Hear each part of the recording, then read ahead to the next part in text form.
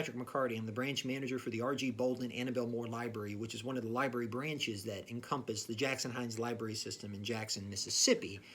And I am going to be presenting a very special program for St. Patrick's Day. Of course, St. Patrick's Day is coming up this Wednesday, March the 17th. It's one of my favorite holidays, one of a great occasion for many individuals of Irish descent and others who aren't of Irish descent. It's a very significant holiday in the United States, obviously in Ireland, elsewhere in the world. And I wanted to put together a very special presentation, which will include a slideshow, just depicting the cultural, societal, even political contributions and significance of the Irish diaspora, the Irish presence throughout the world. Not just, of course, in the Republic of Ireland or the island of Ireland, but the influence that the Irish have had here in my native United States, elsewhere in North America, even South America, and of course Europe. But this presentation I have named The Irish Experience, and the subtitle is How a People Shaped a Nation. And I hope you all very much enjoy it. I first want to go into certain facts about Ireland. Ireland is known as the Emerald Isle because it's luscious green fields and hills, and it's very green. It rains quite a bit. It receives quite a bit of precipitation, and due to the rainfall, obviously the amount of the green that you experience if you were to visit Ireland. I had the luxury of visiting 5 years ago, and everywhere you look, there's nothing but green. It's like 50 shades of green. It's just an incredibly beautiful country and landscape. As I mentioned, it receives a lot of rain, and obviously that has an influence on the color of the vegetation. It's known throughout the world for its vast amount of castles. It has very old castles that still stand, that are still erected to this very day. All throughout the island, in north, south, east, and west, you'll find castles that are, and other impressive sites like them, all throughout the island of Ireland. And they were used, of course, to protect families against foreign invaders. Ireland was a country, was a nation, an island that was invaded by a lot of different groups, a lot of different, nationalities and bands of individuals trying to conquer the island. Not just the British, but elsewhere. You've had a number of, of course, the Norman invasion and the Viking invasions as well. Throughout the history of Ireland, you've seen all kinds of different invasions. Ireland has endured all kinds of different invasions, as I should say. So, I want to mention that, politically speaking, Ireland is divided into two entities, into two countries. Well, one is, it's interesting. Obviously, you have the island itself, which is the island of Ireland, right? But within the island of Ireland, you have, as I mentioned, two countries. One is technically a province of the United Kingdom. But you have a country that's located in southern Ireland, which is known as the Republic of Ireland. The capital is Dublin, which is the largest city, not only in the Republic of Ireland, but on the island itself.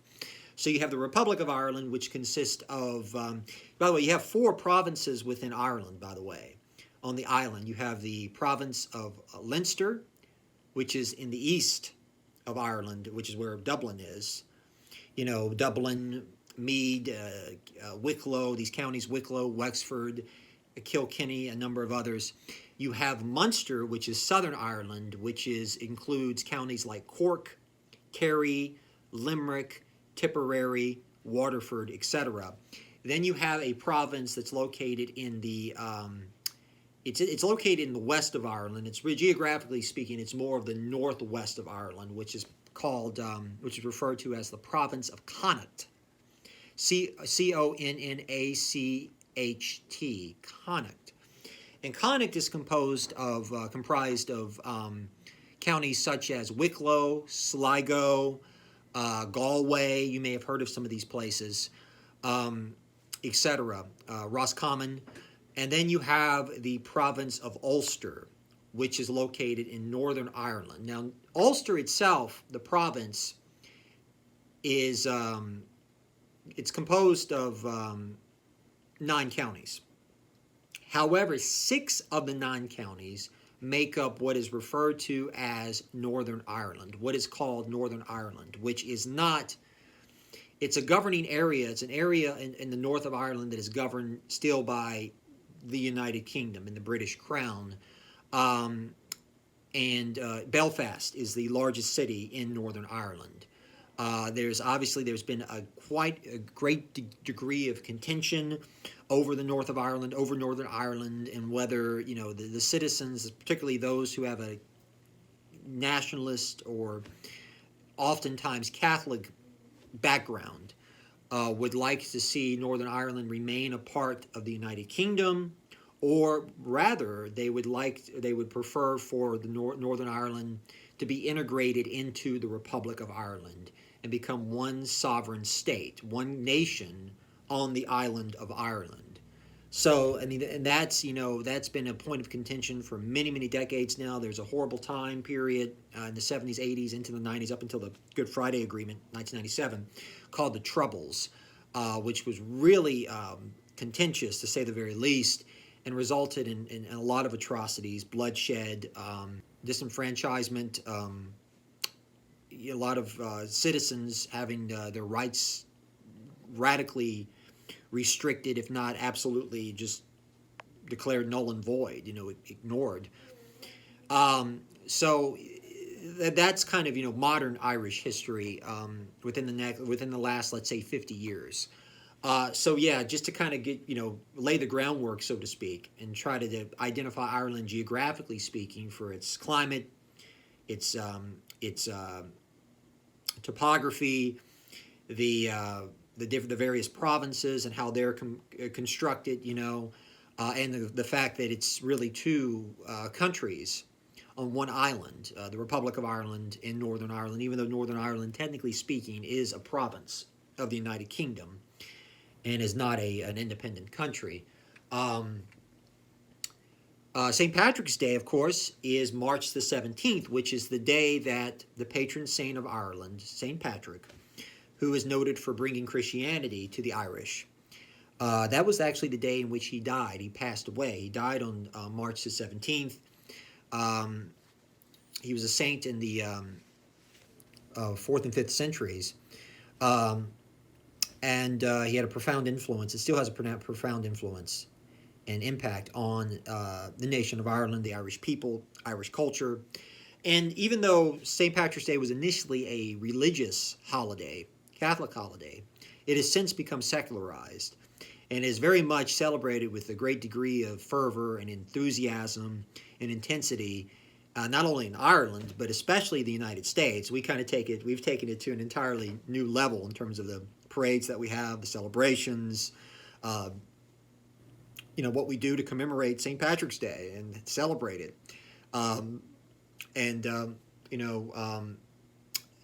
Certain beverages are often sold on St. Patrick's Day. Obviously, beer being one. Guinness is very popular, of course, in Ireland, but there are other Irish brands as well, alcohol brands, that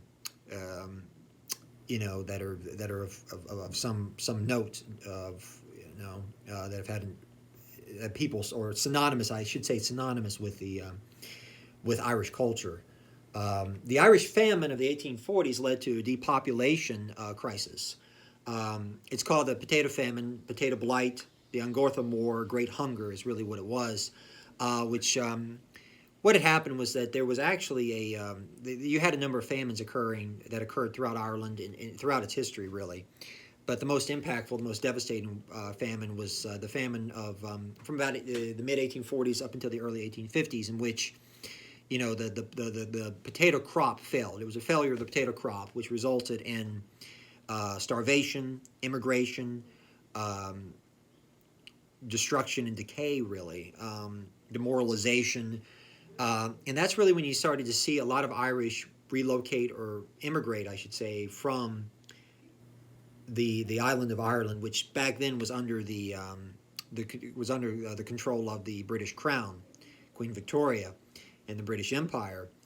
And a number of Irish, I think at the time the population was about 8 million on the island, believe it or not, very densely populated for a little small island. Um, and because of the population decrease, population loss, and what that entailed, they've never quite made it back up. Ireland's never quite made it back to that level in terms of its population. The population right now is about 4.9 million in the Republic of Ireland. Now, Northern Ireland has a population of about just under 2 million. So it's still not quite up to that point of 8 million. But it is steadily rising. But Ireland has always been kind of noted for being a country of immigration, really. People leaving the island to seek a better opportunity elsewhere, whether it be in New York or Boston, Philadelphia, New Orleans even, or places like Liverpool, England, or Glasgow, Scotland. A lot of Irish even immigrated. A number of Irish immigrated, to South America. Obviously, you had an earlier wave that immigrated to mainland European Catholic countries like Spain and France, particularly when it came to serving in the armed forces, but also to better themselves, to reach,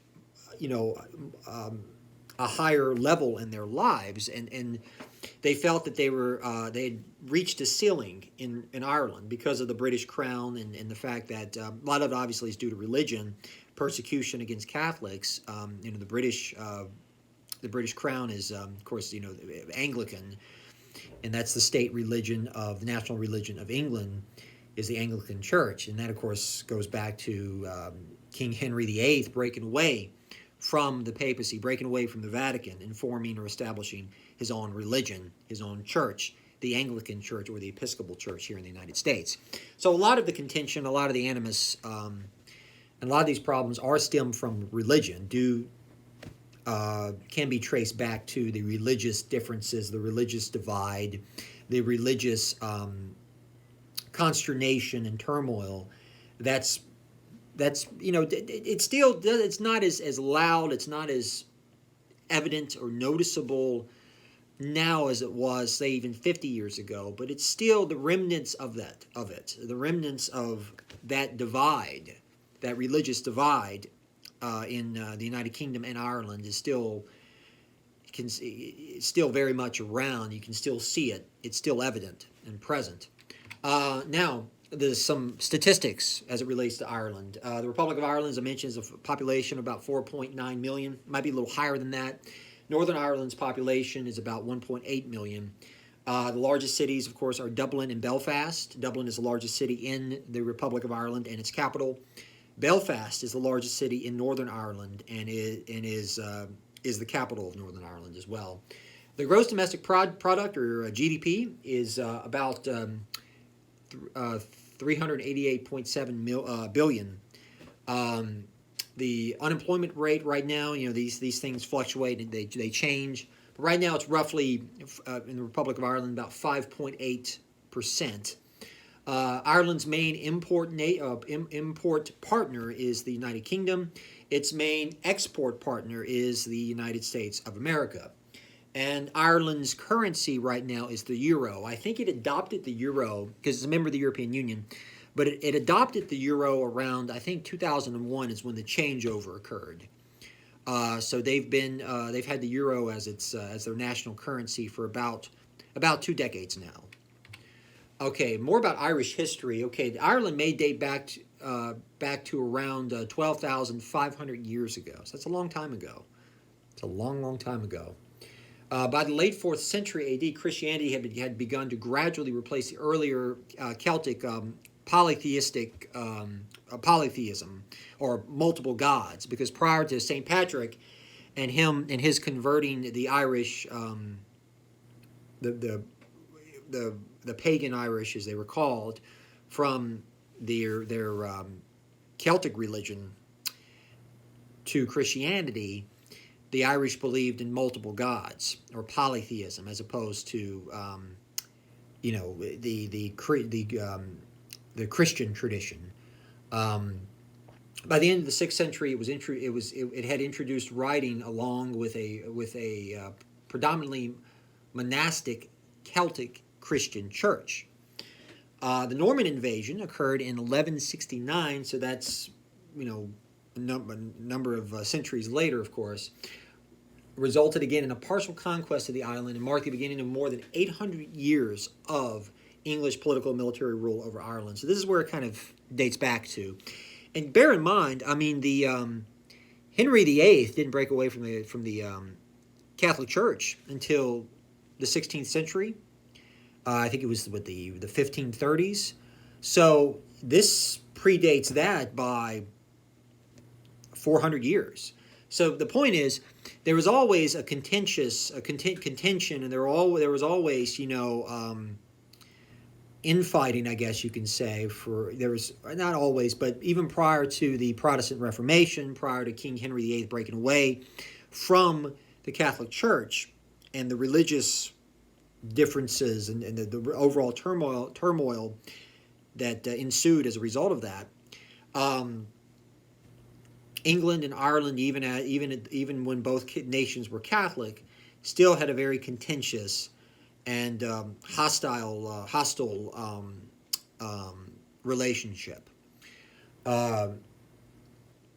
So reduced to control of small pockets, the English crown did not make another attempt to conquer the island until the end of the War of the Roses, which was in the 15th century. The House of Lancaster, House of York.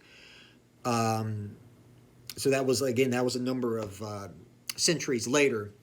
From 1536 was the date. Henry VIII of England decided to reconquer Ireland and bring it under crown control. So he attempted to reconquer Ireland to bring it under the jurisdiction of the British Crown and to more heavily concentrate it and nationalize it, I guess you can say, bring it, as I mentioned, under English control. Britain at the time, the Great Britain, of course, the Act of Union which formally united Scotland and England, didn't take place until 1707. So you still had England. You had separate nations. You had the island of Great Britain, of course, which is comprised of England, Scotland, and Wales. But England, Scotland, and Wales were all separate countries, separate entities. And then Ireland was a separate country as well. There was a lot of infighting, a lot of invasion, back and forth, of course. The conquest was completed under the reigns of Elizabeth, Queen Elizabeth I, and King James I, who was not only king of England, but he was also king of Scotland. So that would have been toward the end of the 16th century and early 17th century during this period, because Queen Elizabeth I died. She passed away, and I believe it was 1603.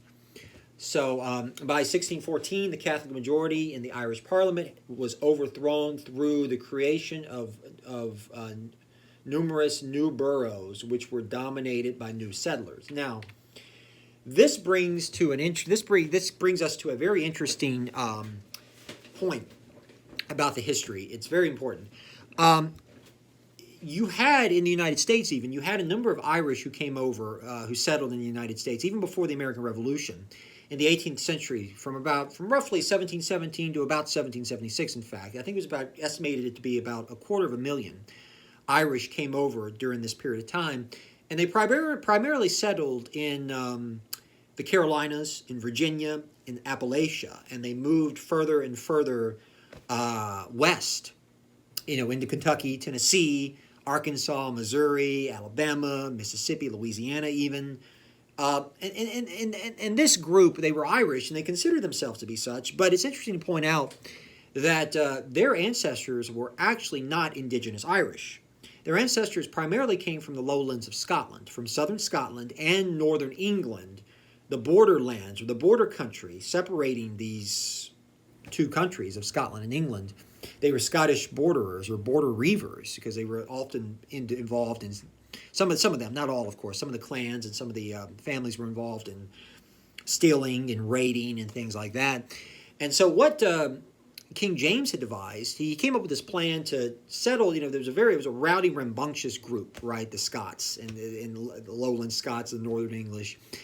So he was thinking, well, what can we do? We want to colonize Irish. We want to colonize Ireland and implant a Protestant force on the island of Ireland that would be able to allow us to make inroads into Ireland and eventually convert it, eventually make it a Protestant nation, and eventually firmly, completely bring it under British control or English control, English jurisdiction. So what he ended up doing, King James, is that he ended up, in a lot of cases, bribing, but oftentimes incentivizing or sometimes forcing a number of these lowland Scots and Northern English to immigrate or migrate from Scotland and England over to Northern Ireland, to Ulster, the province of Ulster in Northern Ireland. And it was key to do this because they were causing a lot of mischief in many cases. And they were something of a problem. They were something of an issue. So in order for them to be transplanted from where they were on the border of Scotland and England to Ireland, that opened the border up where there was a free exchange and not much of an issue there. But they were Protestant, mainly Presbyterian, which was the Church of Scotland. John Knox, that goes back. Knox was the individual theologian, minister who was influential in converting Scotland, or a large chunk of Scotland, a large portion of Scotland, I should say, to Presbyterianism. And so this group went over to Northern England, and they colonized, or were attempting to, or Northern Ireland, I should say, and were attempting to colonize Northern Ireland. And hopefully, eventually, the idea was to eventually colonize the rest of Ireland. But they had to have a foothold. They had to plant a population on the island first, a portion of the island, a segment of the island, in order to make inroads elsewhere. And so that was the idea. And so, but this group, even though they were Protestant, they still, throughout the 17th century and even into the 18th century, they, particularly into the 18th century, they experienced quite a bit of religious persecution by the Anglican establishment. And many opted to immigrate. They opted to leave after, they're basically after them and their ancestors, their parents and grandparents being living in Ireland for about a century, for about 100 years, sometimes 150 years. And it's important to bear in mind that sometimes, they were obviously culturally Protestant and culturally identified with the Ulster Scots, and there's the term, they're Ulster Scots. That's who they are. That's how they identify. Or in the United States, they're called Scots-Irish. Sometimes you'll see it spelled Scotch. Scotch is a drink. It's a whiskey. So grammatically, it's proper or correct to refer to them as Scots-Irish. SCOTS hyphen, I should say, Irish. And so they immigrated to what would become the United States of America, the British colonies in North America. And like I said, they immigrated and they settled in the Carolinas, in Virginia. Many actually came through the port of Philadelphia, up the Delaware River, and then they spread kind of into, migrated into like western Pennsylvania, and then they were faced with the Allegheny Mountains, and then they came down the great the old wagon road, I think it's called, going down into the South, into Maryland, Virginia, and like I said, the Carolinas and Georgia even, and then spreading westward. I mean, they were pioneers. They were frontiersmen and women, and many Americans, including myself, have Scots-Irish ancestry, and many of our presidents claimed Scots-Irish ancestry. Of course, probably the most notable is Andrew Jackson, our 7th president, whose parents came from Ulster, from Northern Ireland, from Carrickfergus, right outside of Belfast, to the Waxhaws region of the Carolinas. And of course, Jackson eventually moved to Tennessee, to Nashville. So you had, as I mentioned, about 250,000 of these Scots-Irish who came to the United States during the period right before the American Revolution. because of the French Revolution and the American Revolution, the French and American Revolutions, the Irish were really had a sense of identity and patriotism, and really wanted to rise up and become an independent nation at that point. They always had, but I mean, it was these revolutions had such an impact on the world, had such an impact on nationalism and patriotism, and an impact on, okay, we want to have a republic. We don't want to succumb to the pressures of a far off, distant monarch telling us how to live. And so you had the rebellion of 1798, which was a very critical rebellion, which featured such prominent leaders as Wolfe Tone and Henry Joy McCracken, among others. Napper Tandy is another. So as a result of this, Britain really clamped down on Ireland really, really hard. And what you saw, I think it was in 1801, was you saw the British Act of Union, which resulted in the United Kingdom, the formation of the United Kingdom. Remember, in 1707, you had the formation of Great Britain, which was the joining of Scotland and England to form the political entity that's Great Britain.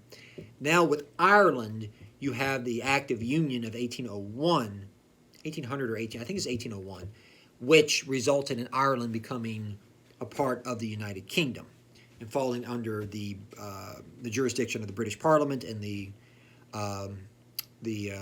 British monarch. Poor Irish Catholics were effectively disenfranchised as a result.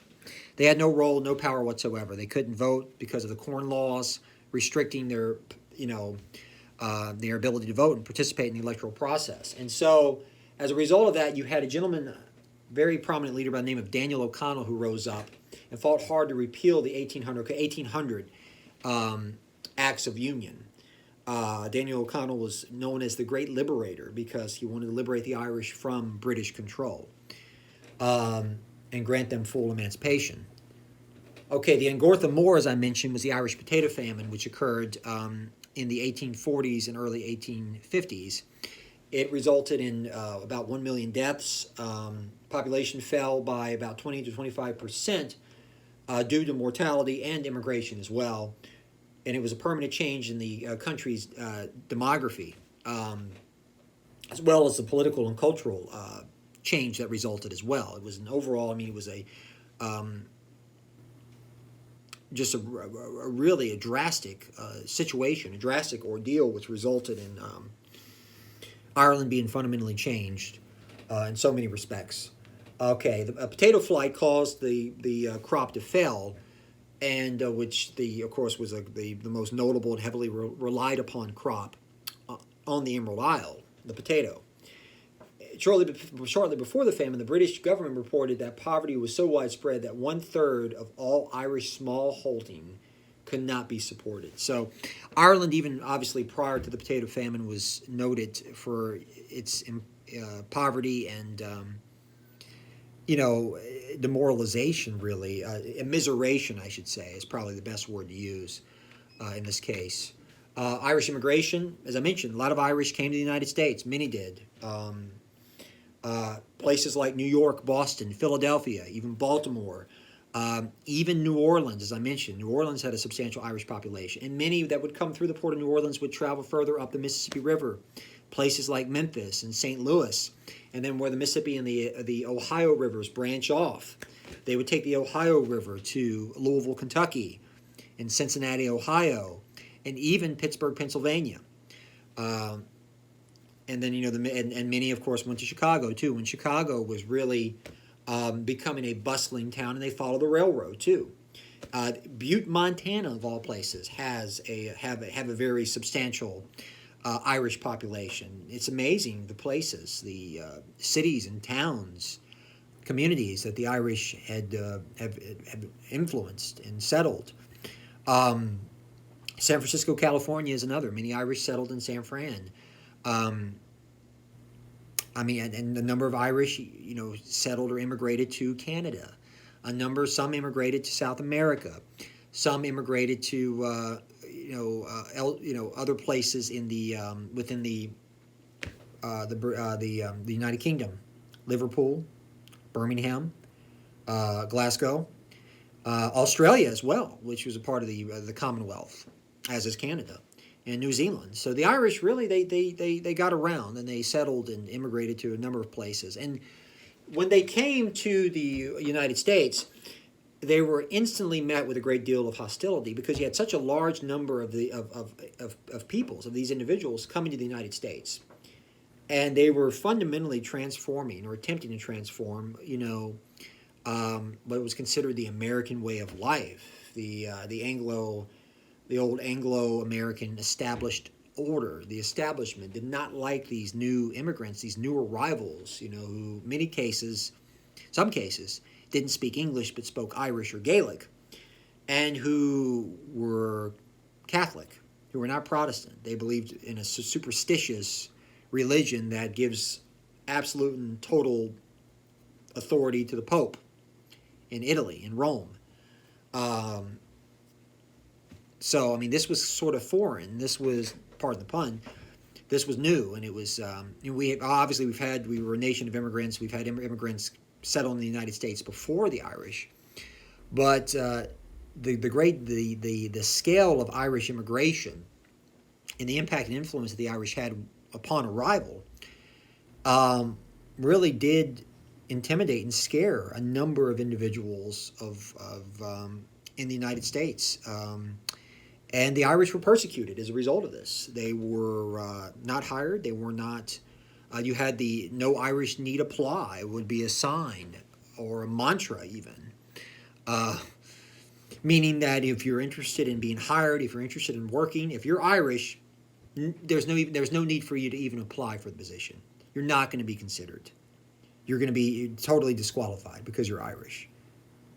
And so that kind of gives you an idea of the religious, ethnic, cultural discrimination that the Irish experienced, particularly in the 19th century. I want to mention that you had a political party that was formed principally in opposition to Irish immigration, German Catholic immigration as well, but principally the Irish. You had a political party by the name of the Know Nothings, or the American Party, that formed. They ran a former president by the name of Millard Fillmore as their candidate in 1856. And they were very hostile to the Irish Catholic presence in the United States, and they wanted to do something about immigration. So, this argument, this debate, this point of contention as it relates to immigration and how much immigration we should have, the United States, how little we should have, this is nothing new. This is who we are. It's a part of our DNA. History oftentimes repeats itself. So just bear in mind that, you can cite any example, any group that might be experiencing certain, contemporary hardship in terms of from whence they came, and the fact that they might not speak the English language, and they might not be able to assimilate into the broader American culture. But the same was true about the Irish, and look how that worked out. Same has been true for a lot of other groups too. So Irish assimilation, as I mentioned, due to the Great Hunger, it took a while, but the Irish did eventually assimilate. Many became very prominent in public sector, public service positions, firemen, aldermen, sheriffs, police officers, mayors of cities like Boston and New York, New Orleans even. And eventually, of course, it led to the presidency of one John Fitzgerald Kennedy, who was America's first Irish Catholic president. Now we have two, of course. We have President Biden, who's of Irish Catholic ancestry, and President Reagan was of Irish Catholic ancestry through his dad's side. His dad, Jack Reagan, was Irish Catholic, but his son, President Reagan, Ronald Reagan,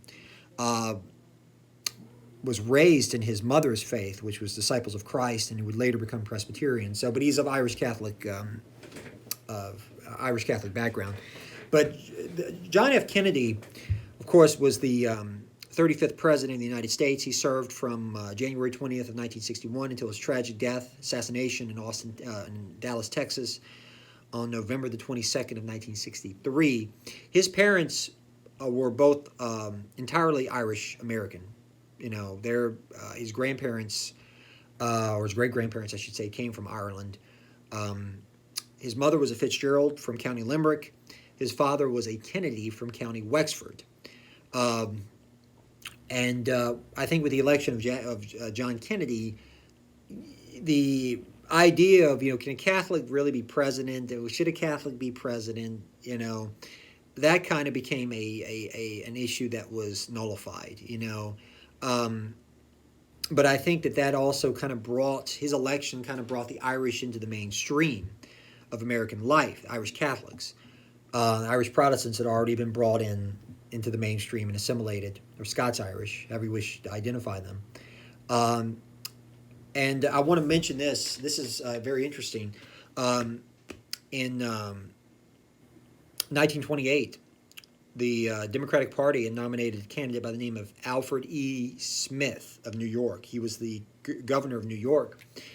And by his name, you would think that he was, kind of, WASP, white Anglo-Saxon Protestant, but actually he was of Irish extract, Irish descent, and he was Catholic, and he was from New York, and he had a very, distinct New York accent or dialect, and the Democrats nominated him for president.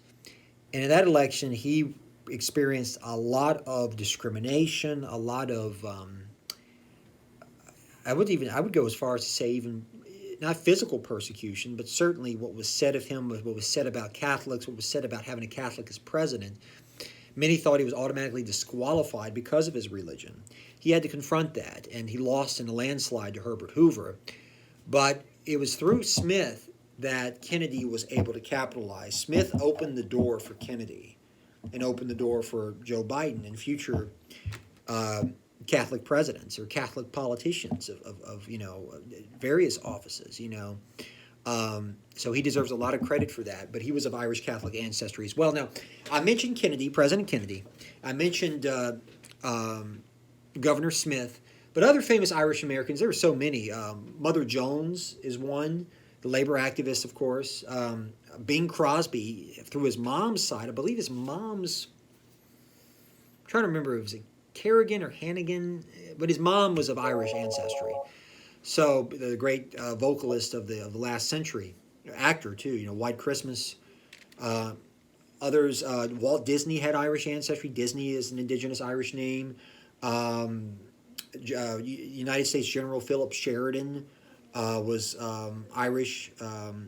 Other famous Irish Americans that you might know of course, Andrew Jackson, I mentioned him. His parents were from the north of Ireland. And that goes to, as I mentioned, also about 22 United States presidents have either Irish or Scots-Irish ancestry, which is a lot. A number of Supreme Court justices, a number of United States senators. There are so many, a number of performers, musicians, poets, writers, actors, men and women of great prominence and significance in our society, in our country, are of have Irish ancestry. So St. Patrick's Day. Now, St. Patrick's Day, as I mentioned, is coming up on the 17th. I want to note that a number of cities here in the United States celebrate St. Patrick's Day with a great degree of fervor and intensity. Some of these cities, of course, include Boston and New York and Chicago, but others are not as well known. Savannah, Georgia, for example. Jackson, Mississippi, where I am, has a huge St. Patrick's Day parade and celebration.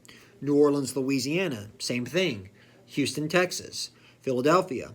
There are a number of other cities and towns even within the United States that celebrate St. Patrick's Day with great, as I mentioned, with great intensity, with great fervor and enthusiasm and joy. So make sure you celebrate St. Patrick's Day. Even if you're in lockdown mode, you can always find some reason or some way to celebrate St. Patrick's Day, even if it's just with shepherd's pie or, a box tea or something like that, or corned beef and cabbage, whatever you so choose. There are different ways to celebrate St. Patrick's Day. With your family, it could be a very intimate affair. It doesn't have to be wide open. Symbols for St. Patrick's Day, symbols for Ireland. The shamrock, of course, is probably the most common. The shamrock is actually a religious depiction. It has a religious background to it. Of course, the shamrock, not to be confused with four-leaf clover, which is identified with luck. Shamrock has three leaves. And the leaves in the Christian and Catholic tradition, through St. Patrick, represent God the Father, God the Son, and God the Holy Spirit, the Trinity. And so that's the imagery, the religious or imagery behind significance behind the symbol of the shamrock, of the three-leaf clover. Obviously anything green. Obviously, green is a color that's often during St. Patrick's Day and during the Irish American Heritage Month, which is the month of March and has been since George H.W. Bush declared it, I think, in 1991. And it's been declared ever since. Every president has declared that March be be Irish American Heritage Month. So it's continued these some 30 years hence. So the color green is, as you can see, I'm wearing my green here, my green dress shirt, and I have a green tie here. It's green and navy blue and white. But the color of the Irish flag, the Republic of Ireland's flag, I should say, it's the tricolor, of course. The three colors depicted on the flag are green, white, and orange. What do those colors mean? Well, the colors mean this. The green, of course, represents the indigenous Catholic element or population on the island. The orange represents the Scots-Irish, Irish Protestant element through King William of Orange, King William of Orange, the Dutch king the Dutch king who came over and through because of the Battle of the Boyne and which was celebrated, 1691, which resulted in the Irish Protestants defeating the Irish Catholics and bringing in basically allowing Ireland to be under the rule and jurisdiction of the dual monarch of William and Mary, and William of Orange, because he came from the House of Orange. And so that's what that color signifies on the flag, the Protestant element, in many cases, the Unionist element. And the white signifies peace between both groups, bringing both groups together, regardless of their political, cultural, ethnic, even tribal, I guess you can say, differences, bringing them together in unity, in one, or as one, for the betterment of all peoples concerned, on the island. And so that's what the Irish flag represents. Brands of beer, of course, are associated with Irish culture. Guinness, as I mentioned, probably most notable, but there are others too. Jameson is one. There's so many others to name, but as I mentioned, some of the most famous places for the parades, for the Irish parades, St. Patrick's Day parades, I should say, New York City, which began in 1762. The Boston Parade began in 1737, and the Savannah, Georgia Parade began in 1812. So there you go. I hope you all enjoyed this presentation. It was kind of long, but I hope you very much enjoyed it. I know I did. Ireland's always been one of my passions. It's been one of my interests ever since I was a child. And, I love reading about Ireland, about certain Irish figures, men and women of influence and significance, individuals of Irish descent here in the United States. I hope you've learned a little bit from this presentation. I hope, as I said, I hope you enjoyed it.